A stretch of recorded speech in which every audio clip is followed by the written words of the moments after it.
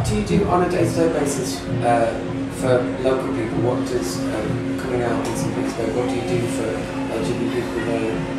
We have quite a few. Actually, we have 10 programs in the organization, but they're directed at 3 target groups. Yeah. It's LGBT community, we work with public opinion, educate society, and try to do advocacy and lobbying with the government in creative ways. Yeah. So for LGBT community, it's psychological services. So we also have a counseling and it's legal services, of course, and it's information programs, seminars, because people are they have very low awareness of rights. As actually all Russian people don't know what human rights means, but gay people are even further ignorant of that as well. And so 3 years ago when we were just starting to work, people would come to us and they'd be like, why are you doing what you're doing? You're just causing more trouble. And we have no problems, and then we would ask them, are you older? Work for them? No, of course not. Why? But are we crazy? We're not crazy. So we need to explain to people that they have rights, just like anybody else. They need to defend their rights, and there are ways to do that. And we have a community center. Yeah. So other groups. Is it safe? Is it a safe place for people? It's a safe place psychologically. Yeah. Meaning that people feel that they are accepted there. But as far as physical safety, we could do better because the security. It's a building. It's not like we don't have several floors. It's just one office, and the building doesn't have very good security. So obviously you said it's difficult to get support at home. So how can coming to places like Manchester? How can Manchester coming to Manchester help people back at home? Well, I think actually international support and solidarity played a huge role in the last 6 months. And there are several ways. One way is that the Russian government has never felt so much pressure. Well, I'm sure it has, but a lot of pressure was put on our politicians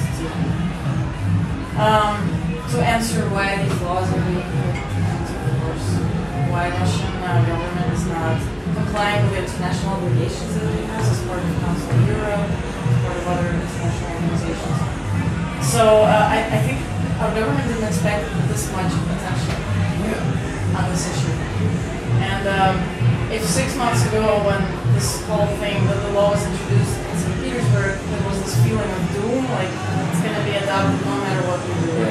Now it's on a federal level and the feeling is totally different. There's actually quite large probability that it will not be. So your awareness, helping people to become aware of this in cities like Manchester that have lots of rights, that kind of take things for granted, to try and get European support and more support from different countries. What has your experience been so far from the people in Manchester? Because obviously the council has been very supportive. How have people been in their home? Less than 24 hours since you've been here? People are great, of course. I've just been, I'm planning on meeting as many people as I can tonight. Because last night I was working, and when I have to do some public speech or something like that. But everybody's been there. So it's the parade.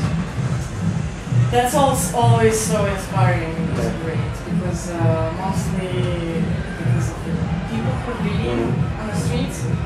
It's amazing to see. It's straight people, older people, different varieties of people. A lot of people with kids, families with kids. That's just such a huge difference from what we know. And the policeman smiling too. But it's because I think a lot of attention was drawn a couple of years ago to Moscow Pride when the Eurovision was in Moscow, and a lot of people got attacked. And of course now we've got a situation where you can't even have a pride situation. You can't have a pride parade. That's not, well, I mean, okay, well, what exactly do you mean by pride? You know, when you Pride is have like, you going into the streets and demonstrating. we have having street meetings, demonstrations, we do. The last one we had was for International Day Against Homophobia and Anti-Semitism. That's usually our biggest street demonstration. Actually, it's the biggest in Russia. The biggest one we had was 250 people. And for us, that's huge. Yeah. This year we had 100 people coming out in the streets and about 100 counter-demonstrators. And about 80 policemen protecting us. So, yeah, this is important to explain, I guess. We always try to get permission by the city authorities to have this rally. It's important for us because, first of all, it's safety. Because if there is an official permit, the police is there to protect us, and they will. They will carry themselves professionally to an extent. They won't smile. And it's also our way to try to establish a constructive dialogue with the government. Because they're hugely ignorant. They have no idea what gay people want. And when they see our rally, when it's a positive event, there is no provocative behavior, whatever they're afraid of. We usually have a lot of rainbow balloons for this day. We launch them in the air. We have a lot of signs saying things like love is stronger than hate, homosexuality is not a disease. So like things that people can understand and relate to. Government sees that, and the next time they will give us a permit more willingly. Now, Pride is a different story. Yeah. The brand, it unfortunately has a hugely negative connotation, the stigma. Even in LGBT communities, it's not very supportive. I just like to repeat that I think the more important is the content of the event, rather not how you call it. Like, I don't want to say anything negative. I mean, it's important to have different ways of working, and the more provocative ways also have their space, place, and time. But that's just not the way that we do it. Well, maybe by talking about LGBT issues, more of the population is aware of it, then maybe they wouldn't be weren't talking about it. It's absolutely. I actually think the introduction of these laws have had some positive sides to it. First of all, the media coverage has been not just very expensive, Russian media, not international, but also much more positive, and much more, a lot of serious analytical articles about the issue of gay rights, homosexuality. Whereas before, like 3 years ago, it was mostly just scandalous, tabloid-like coverage. Oh, those perverts hit the streets again. It's not quite that simple. Right. They can't easily push it aside under the table. How can we help, our fellow LGBT friends in St Petersburg and the rest of Russia? What can we do to help further the strength and the bond and the support that you guys need? When we have so much here, but how can we help get more for you guys? A few things, actually. You've got an open floor. So let's see. Well, first of all, like I said, it's very important for the European governments to not let this issue go. To keep bringing up the question of why these homophobic laws, what the Russian government is going to do to protect rights of gay people. So I assume you as a national, your national organization. Yeah, we're nationally significant. Okay, nationally. That's certainly the biggest one in the UK, what we do. So you probably have some influence in your own government. Keep bringing up, keep not letting them forget that whenever they go have the diplomatic meetings or phone calls, to bring up this question. It is important. I just want to tell a short story.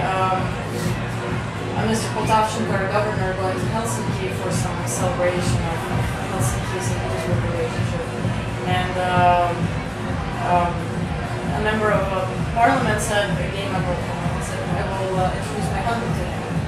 And I asked him, do you think we're abnormal? And Polina was very embarrassed, and he had to cut his trip short, and he actually even exited the building where he was at from like the back exit. So politicians are people, they can get embarrassed. They're sick of being asked these questions.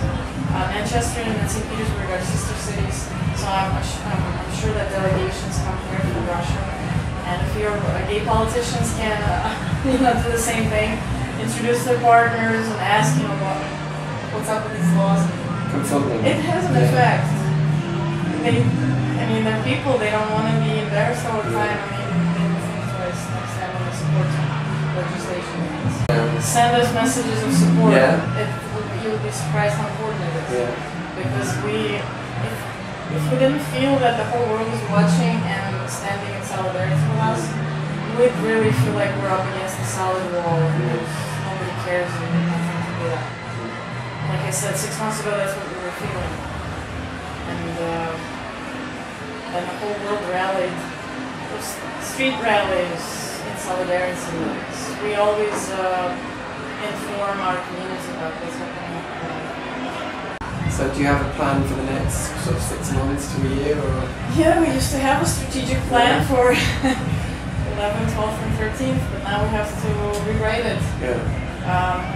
But I think it's very important, like you said, to keep the momentum, because I think these laws it is a backlash to our work, and it's very important for us to continue it. In a way, it's going to become easier because now there's state-legitimized discrimination. It's easier for us to rally support, to find more allies because the discrimination is so clear. Whereas before, it was kind of difficult to prove that there is discrimination. The government would deny it.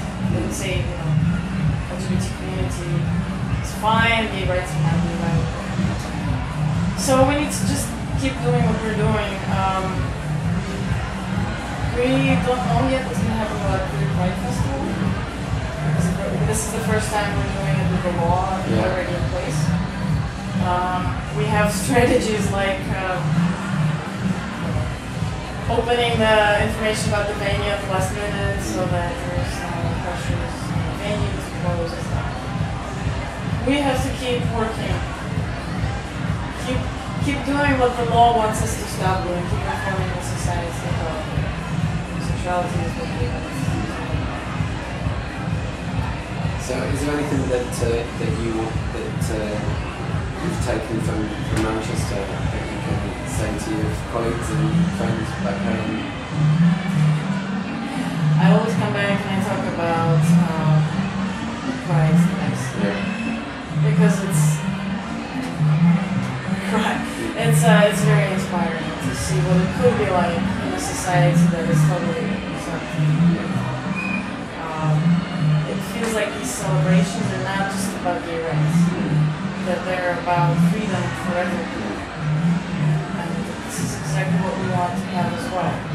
This is what we want with the queer festival and other events. We want the society to understand that as long as one group is discriminated against, nobody is really free. Society is not healthy. So I come back inspired and try to transfer that to other people. And we need to get more people to visit places like St Petersburg and physically come and be visible and support you guys.